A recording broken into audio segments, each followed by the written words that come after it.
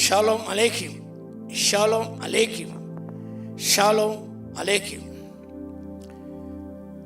దేని వాక్యం ధ్యానం చేద్దాం. యాకోబు రాసిన పత్రిక 5వ అధ్యాయము 12వ వచనం నుంచి 16వ వాక్య భాగంలో కొన్ని సత్యాలు రాయబడి ఉన్నాయి. The characteristics of the early church, the characteristics of the early church, ఆదిమ సంఘం యొక్క లక్షణాలు, ఆదిమ సంఘ విశ్వాస యొక్క లక్షణాలు చక్కగా యాకోబు భక్తుడు పొందుపరిచాడు. అదేమనగా, మీలో ఎవరికైనా శ్రమ సంబంధించినా అతను ప్రార్థన చేయవలను, ఎవరికైనా సంతోషం కలిగినా అతను కీర్తన పాడవలను. మీరు ఎవడైనా రోగి ఉన్నాడా అతను సంఘ పెద్ద పిలింపవలను. వారు ప్రభునామతను నూనె రాచి అతని కొరకు ప్రార్థన చేయవలను. విశ్వాసమైన ప్రార్థన ఆ రోజు స్వస్థపరచును, ప్రభు అతను లేపును. అతడు పాపం చేసేవాడైతే పాప క్షమాపణ నందును. మీ పాపములను ఒకరితోనొకరు ఒప్పుకోండి. మీరు స్వస్థ పొందినట్టు ఒకరికొరొకరు ప్రార్థన చేయుడి. నీతిమంతుని విజ్ఞాపన మనపూర్వకమైనదే బహుబలముగానే ఉండును. ఈ లేఖన భాగంలో ఆత్మ సంఘం యొక్క విశ్వాస యొక్క లక్షణాలు, ఆత్మీయ గుణలక్షణాలు చక్కగా వివరించబడ్డాయి. సింగింగ్ చర్చ్, ఆదిమ సంఘము ఎప్పుడు కీర్తించి ప్రభుని కొనియాడుతున్న సంఘము, కొనియాడుతున్న విశ్వాసులు. ప్లీనే బితుని గవర్నర్గా ఉన్నాడు. ట్రేజన్ చక్రవర్తికి ఒక లేఖ పంపాడు. ఆయన క్రైస్తవ గురించి సమాచారం అందించబడిగా ట్రేజన్ చక్రవర్తి కోరగా ప్లీనే గవర్నర్ బితునియా ఆయన మంచి రిపోర్ట్ పంపాడు. ఏది 111 ఏమనగా, ఎర్లీ చర్చ్ విశ్వాసులు వాళ్ళ జీవిత విధానం, వాళ్ళు సంతోషంగా కీర్తన పాడుతున్నారు. They sing hymns to Christ as God. యేసు క్రీస్తు దేవుడని గ్రహించి వారు స్తుతి ఆరాధన కీర్తన పాడుతున్నారు సంతోషంగా. వారికి విచారం లేదు, నిర్విచారం లేదు, అసూయ లేదు, ద్వేషాలు లేవు, రాగద్వేషాలు లేవు. సంతోషంగా వారు కీర్తన పాడుతున్నారు, దేవుని స్తుతించి కనపరుస్తున్నారు. Singing in the praising church. క్రైస్తవ ఎప్పుడు కూడా సంతోషంగా ఉంటూ పాటలు పాడుతూ దేవుని స్తుతించి ఆరాధించే క్రైస్తవులుగా ఉండాలని దేవుని వాక్యం స్పష్టంగా ప్రబోధిస్తున్నది. The second one, it was health church, healing church. Healing church వాక్య భాగం గమనిస్తే, ప్రభునామముతో నూనె రాచి అతను ప్రార్థన చేయవలను. Not only praying, not only singing church, it was a healing church. స్వస్థతలు జరిగిస్తున్న సంఘముగా, స్వస్థకార్యం జరిగిస్తున్న సంఘముగా, విశ్వాసిగా ఆనాడు ఆది సంఘం ఉన్నది. స్వస్థపరిచే వరము దేవుడు ఇచ్చాడు. దేవుని కృపావరములలో స్వస్థపరిచే వరం ఒకటి. దేవుడు స్వస్థపరిచేవాడు. We are the agents of healing. We not the healer, God is the healer. God heals every broken hearted.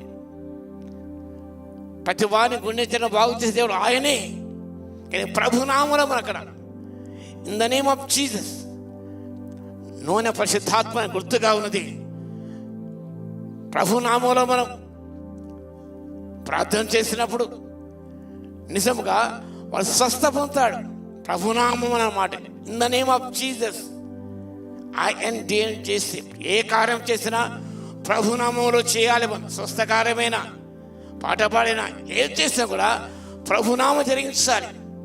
అందులో పరిశుద్ధాత్మ సహాయంతో, పరిశుద్ధ ప్రేరేపణతో మనం ప్రార్థన చేయాలి. అంత మాత్రమే కాకుండా వాక్యభాగంలో, మీ పాపమును ఒకరిని ఒప్పుకొనండి, మీరు స్వస్థ పొందినట్టు ఒకరికొకరు ప్రార్థన చేయుడి. మీరు స్వస్థ పొందినట్టు ఒకరికొకరు ప్రార్థన చేయాలంటే వాక్య భాగంలో మీ పాపమును ఒకరితో ఒప్పుకోనుడి. చాలా కష్టమైనదే.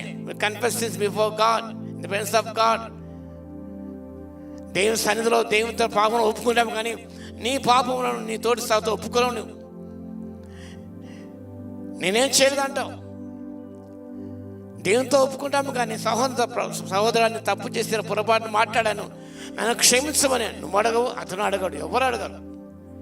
ఎదురువారు గొప్పగా ఉంటారు, ఎదురువారికి మంచిగానే కనిపిస్తుంది.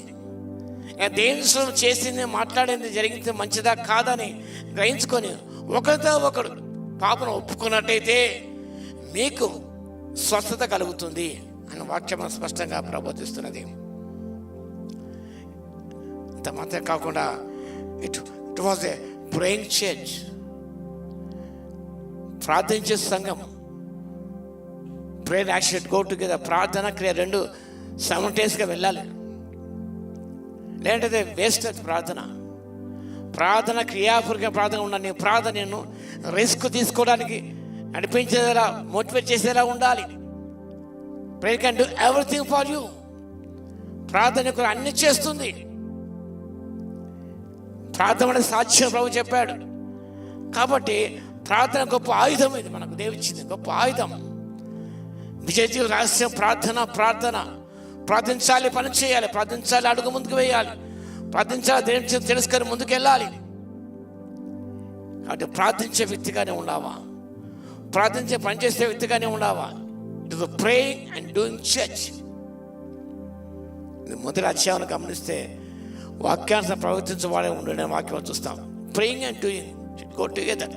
కాబట్టి మన క్రైస్తవ జీవితం, సంఘ జీవితం అనేది ఎల్లప్పుడూ సంతోషంగా మనం ప్రభుని స్తుతించి ఆరాధించాలి. ఏడుపుతో కాదు, ఏడుపు ముఖాలతో కాదండి.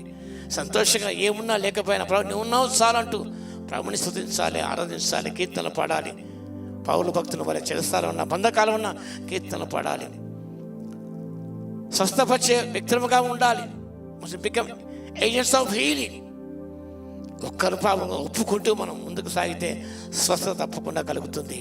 అది ప్రభునామంలో పరిశుద్ధ శక్తితో కార్యాలు జరిగించబడతాయి. It's praying and doing church. ప్రార్థిస్తూ పనిచేసే సంఘము. నువ్వు ప్రార్థిస్తూ నువ్వు ముందడుగు వేయాలి. Prayer action go together. కాబట్టి ఆ రీతిగా జీవించాలి. పరిశుద్ధాత్మ దేవుడు మనకు శక్తిని దయచును గాక. ఆమేన్. ప్రార్థన చేద్దాం. మహాగణ మహోన్నతుల యేసు మీకు స్తోత్రాలు తండ్రి. ఆత్మ క్రైస్తవ సంఘ జీవిత విధానం, వారి లక్షణాలు మీకు కలిగి జీవించే కృపను దయచేవలసిగా విజ్ఞాపన చేస్తున్నాం నాయన.